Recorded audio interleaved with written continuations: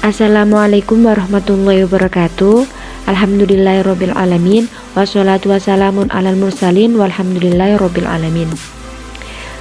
Di sini sebelumnya saya akan memperkenalkan diri saya. Nama saya Farah Rosa Fuadah, NIM U 2019-2013 dari kelas Ilmu Hadis 1 semester 5. Tujuan saya membuat video kali ini untuk memenuhi tugas ujian akhir semester Ilmu Usul Fikih yang diampu oleh dosen Ustadz Ahmad Fajar Shodiq, MTHI. Di sini saya akan sedikit menjelaskan tentang kitab dan sunnah. Langsung saja, di sini saya akan menjelaskan yang pertama adalah pengertian dari Al-Quran. Al-Quran sendiri secara bahasa adalah bentuk masdar dari lafaz qoro'a yang berarti bacaan. Selanjutnya, lafaz ini berarti kitab suci yang diturunkan oleh Allah Subhanahu wa Ta'ala kepada Rasulullah Shallallahu Alaihi Wasallam yang ditulis di dalam mushaf. Selanjutnya, saya akan menjelaskan definisi dari penjelasan Al-Quran. Di sini definisi penjelasannya ada beberapa. Yang pertama yaitu Al-Quran, lafaz dan maknanya dari Allah Subhanahu wa Ta'ala. Kemudian kata ini selanjutnya berarti kitab suci yang diturunkan oleh Allah Subhanahu wa Ta'ala kepada Nabi Muhammad Shallallahu Alaihi Wasallam. Yang kedua yaitu Al-Quran dikhususkan dengan lafaz bahasa Arab. Dan ini adalah pembatasan yang diambil dari kata-kata selain Arab, bahkan jika diturunkan oleh Allah Subhanahu wa Ta'ala kepada Rasulnya.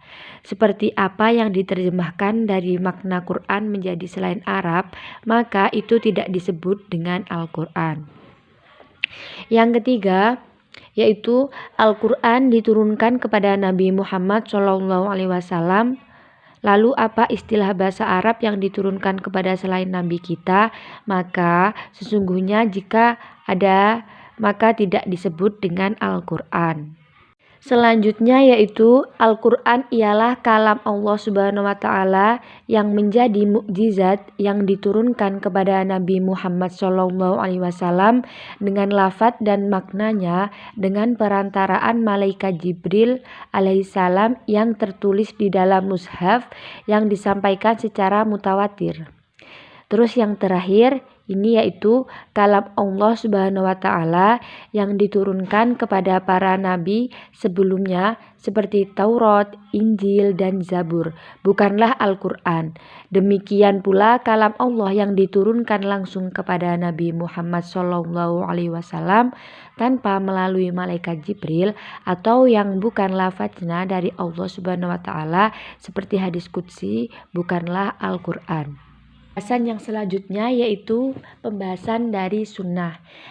Definisi dari sunnah sendiri yaitu menurut ahli usul secara istilah maupun secara bahasa ialah segala sesuatu yang berasal dari Rasulullah Shallallahu Alaihi Wasallam baik berupa perkataan, perbuatan, dan ketetapan. Selanjutnya yaitu kehujahan sunnah. Dalil kehujahan sunnah. Wa ma atakumur rasulu fahudu wa ma nahakum anhu fantahu. Dan mayuti'ir rasulu faqad ata Allah. Dan di sini dalil kehujahan sunnah itu masih banyak lagi ayat-ayat dalil kehujahan sunnah yang lainnya. Jadi maksud dari dalil kehujahan sunnah yang saya paparkan di atas yaitu yang saya pahami yaitu gini. Ketika dia mengingkari kehujahan sunnah, otomatis dia mengingkari otoritas yang sudah diberikan oleh Allah Subhanahu wa Ta'ala. Karena memang antara Al-Quran dan As-Sunnah itu tidak bisa terpisahkan. Selanjutnya penjelasannya yaitu macam-macam dari sunnah. Pembagian sunnah sendiri itu ada dua, yaitu yang pertama sunnah fi'liyah dan yang kedua sunnah qauliyah. Sunnah fi'liyah sendiri yaitu perbuatan Nabi itu adalah hujah sama seperti perkataan-perkataan beliau. Dan yang kedua, sunnah qauliyah sendiri itu sering juga dinamakan kabar atau berita yang diucapkan oleh Nabi Shallallahu Alaihi Wasallam berupa sabda-sabdanya di hadapan para sahabat. Macam-macam sunnah fi'liyah sendiri itu di sini saya menjelaskan ada 7. Yang pertama yaitu perbuatan dari Nabi Shallallahu Alaihi Wasallam yang bersifat watak. Seperti contoh duduk, berdiri, tidur, makan, minum, dan lain sebagainya. Maksudnya semua perbuatan itu termasuk perbuatan yang natural atau biasa. Maksudnya yaitu seperti kebiasaan pada manusia. Pada kita ini. Lalu selanjutnya yang kedua yaitu perbuatan yang bisa masuk dalam sifat watak atau karakteristik manusia dan syara. Selanjutnya yang ketiga yaitu pekerjaan yang khusus bagi Nabi Shallallahu Alaihi Wasallam. Di sini bisa yang saya pahami yaitu apabila mengerjakan dari pekerjaan itu yang ada dalil tertentu dengan Nabi Shallallahu Alaihi Wasallam menambahnya Nabi dalam pernikahan atas 4 perempuan, maka hal tersebut adalah termasuk kekhususan Nabi Shallallahu Alaihi Wasallam dan tidak boleh menganggap hal tersebut sebagai persyariatan. Kenapa? Karena hal ini khusus bagi Nabi Shallallahu Alaihi Wasallam dan tidak bisa dipukul eratkan kepada seluruh umatnya.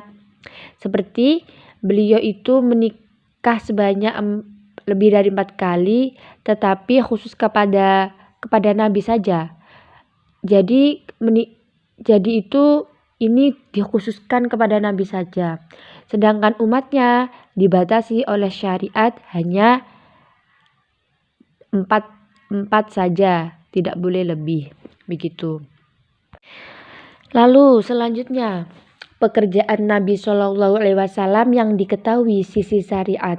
Maksudnya di sini sudah diketahui, kalau di atas kan masih belum diketahui antara mutarodid dan jibilah. Terus yang kelima yaitu perbuatan Nabi yang tidak diketahui apa sisinya. Di sini yaitu maksudnya kesyariatan atau hanya berupa watak. Dan yang selanjutnya yaitu sesuatu yang berkeinginan dengan hal tersebut dan sesuatu yang diinginkan oleh Nabi Shallallahu Alaihi Wasallam tetapi beliau tidak mengerjakannya.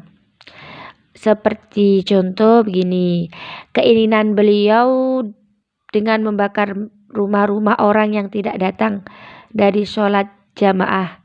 Akan tetapi kalau tidak dikerjakan oleh Nabi, maka hal tersebut tidak sunnah.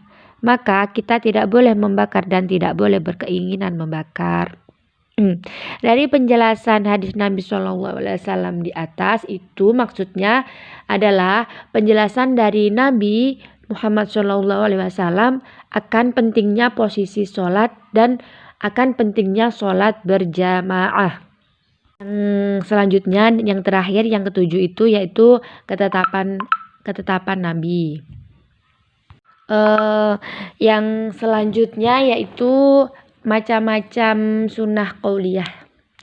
Di sini macam-macam sunnah qauliyah sendiri itu ada 3. Yang pertama diyakini besarnya seperti kabar yang datang dari Allah dan dari Rasulnya yang diriwayatkan oleh orang-orang yang dapat dipercayai dan kabar-kabar mutawatir.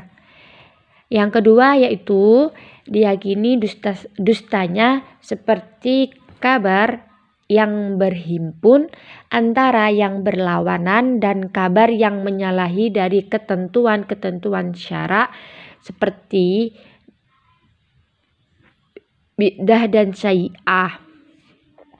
Terus yang terakhir atau yang ketiga yaitu yang tidak diyakini benarnya dan dustanya. Di sini terdiri dari A, tidak kuat benarnya dan tidak pula dustanya. Seperti berita yang disampaikan oleh orang yang bodoh. Yang B, kabar yang kuat dustanya dari benarnya seperti berita yang disampaikan oleh orang fasik, yaitu orang yang mengakui peraturan-peraturan Islam tapi kurang mengindahkannya. Dan yang C, kabar yang kuat benarnya dari dustanya, seperti kabar yang disampaikan oleh orang yang adil atau orang yang dipercaya. Mungkin ini yang dapat saya sampaikan. Kurang lebihnya saya mohon maaf apabila ada salah kata atau kurang penjelasan, mohon dimaklumi. Wabillahi taufik wal hidayah. Wassalamualaikum warahmatullahi wabarakatuh.